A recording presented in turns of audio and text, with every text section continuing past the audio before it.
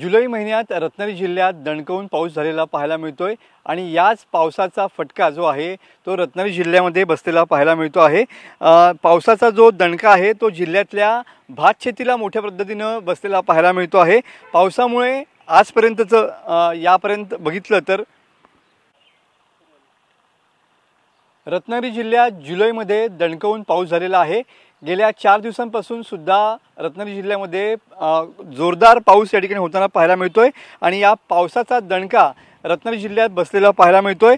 पावसामुळे जिल्ह्यात आजपर्यंत 10 कोटींचं नुकसान या ठिकाणी झालेलं पाहायला मिळतंय।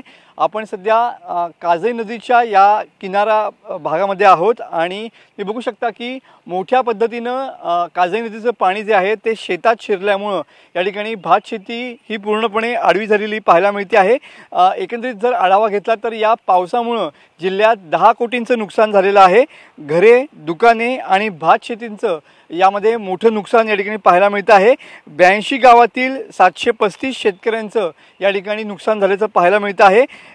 167 हेक्टरवरचं भात शेतीचं या ठिकाणी मोठं नुकसान या ठिकाणी पाहायला मिळतं आहे। भात लावणी जवळपास 100% पूर्ण झालेली आहे, मात्र सातत्यानं पडणाऱ्या पावसामुळे अनेक नद्यांचं पाणी जे आहे ते शेतामध्ये म्हणजेच भात शेतामध्ये या जवळपास आठवडाभर या ठिकाणी पाहायला मिळते आणि त्यामुळं जी लावणी केलेली भाताची रोपं आहेत ती पूर्णपणे या ठिकाणी कुजलेली पाहायला मिळतात, तर काही रोपं जमीनदोस्त झालेली पाहायला मिळतात। त्यामुळं या पावसानं रत्नागिरी जिल्ह्यात अक्षरशः दाणादाण उडवून दिलेली पाहायला मिळते।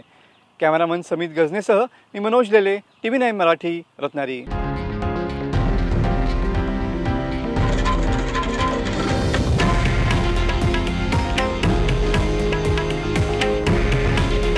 हे आहे देशातील नंबर 1 न्यूज नेटवर्क आणि आपण पाहत आहात TV9 मराठी।